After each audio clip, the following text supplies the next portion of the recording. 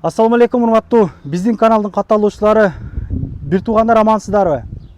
Нагинскиден бери өткөндө Орехово Зуеводагы Айбек агабыздын мечитине дагы келдик. Аллах барыңыздардан разы болгон болсун.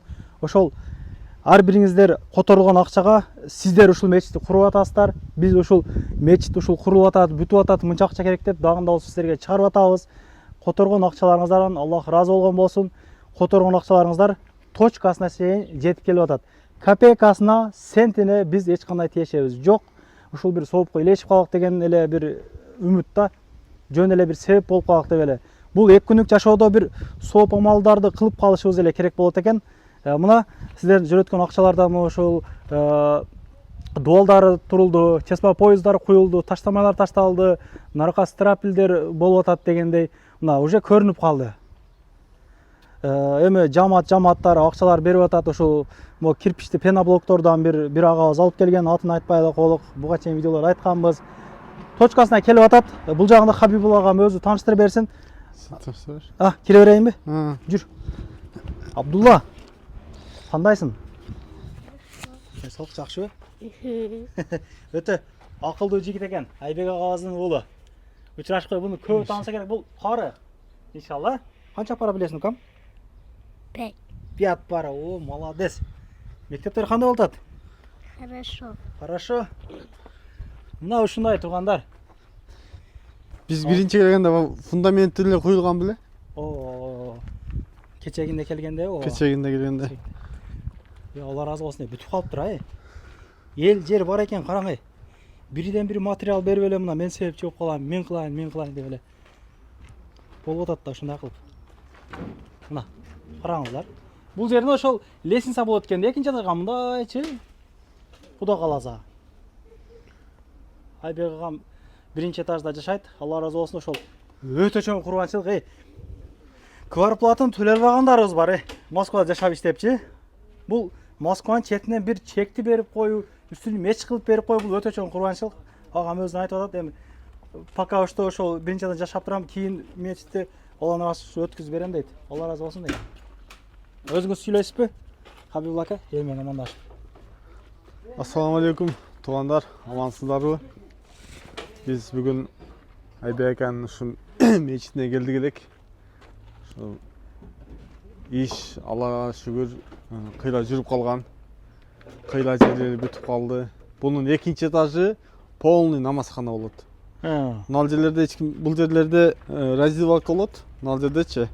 Мына жерден экинчи этажга жол болот. Нерде? Ушул жерден мына түз чыгат экинчи этажга. Оң жагы раздевалка, анан тараткана. Ама тараткана. Ошол тараткана. Ошол Айбек аканын ошол эски нар жактагы жашаган жеринде жашашат.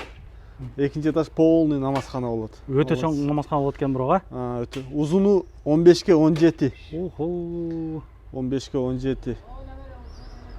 Ушундай анан мына жакта бул жактарда көрсөтөлү. Немеден Подольскиден мына пескоблокторду берилген туугандарыбыз. Пеноблоктордубу? Ушул мыналарды да ошолор алып келип бериптир. Алла разы болсун. Бурус такталарды ушул жерге канча 12 куб жыгач кетет экен эле, ошол 12 куб жыгачын алып келип бериптир. 12 куб. Алла разы болсун.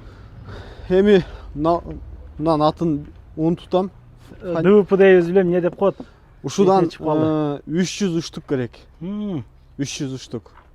Ушул жерден үстүнөчү. Полуна, потологуна. Алла разы болсун, рынокто иштеген агаларыбыздан Алла разы болсун. Барсаңыз ушул мен берейин деп эле берди окшойт, берип атат, Кудайга шүгүр. Кыргыздын пейли кең экени. Мына жерлери кылынган. Мына жерде мынаны коюшту. Өзү бул планда жок эле. Анан экинчи ал жака үстүнө чыгып басканда мына жыгачтар ийилип кетип аткан. Шуну защита кылып коюштук. Жакшыктыр үстүндө. Все равно надежный болду, Алла насип кылса. Анан туугандар, бул жерге основной устага анан устасынын акчасын бериш керек. Ошого кичине жардам керек. Анан Айбек аканын номерин жазабыз. Ошонун акырында Айбек аканын номеринен кийин менин номеримди жазабыз. Ушул мечитке материал берем дегендер болсо, ошол акыры 82 менен бүткөн номерге чалсаңыздар, биз азыр полный списокту кылабыз. Эмне керек, канча керек, 1 килограмм мык болсо да керек ушул жергечи. Берип берем дегендер болсо, Москвадан өзүбүз чогултабыз. Андан алып келип беребиз. Ошол туугандар. Иса айта турган сөздөрүң болсо? Өзү Алла разы болсун. Мечитке жардам берем деген агайын элер, эжелерибиз аябай көп экен. Ыхластуу эже карындаштарыбыз, Алла разы болсун. Айтып дагы берип атат, айтпай деле которуп коюп атат. Анан акча которбой эле тилемчи болуп кетипсиңер деген бир экти адамдарга мен өзүмдүн лично сөзүм. Берсек Алланын жолунда берелик, бербесек жөн эле мында өтүп кетейлик, же дизлайк басып коелук, видео жакпай атса. Бизге бияктан бир копейкасы түшпөйт туугандар. Просто сиздер сооп килешип калсын, акыретте бир пайда болсун. Алланын жолунда ошо силер которгон тыйындарга бир жыгач коюлуп атат, бир нерсе фундамент куюлуп атат да. Бул өтө бир туугандар кыяматка чейинки барып турган сооптордун бири. Бул түшүнгөн адамдар бул жолдо болушунча берет да. Анан кийин эч нерсени түшүнбөй эле, акча которбой эле, салым кошпой эле туруп, аны эле мына эле деп жазбай эле коелук. Алла разы болсун баарыбыздан. Эми ушул видеону тартып силерге көргөзөт деп биз 100 километр бери келип видео тарттабыз да. Реклама кой эле, коюпсуңарбы дейт.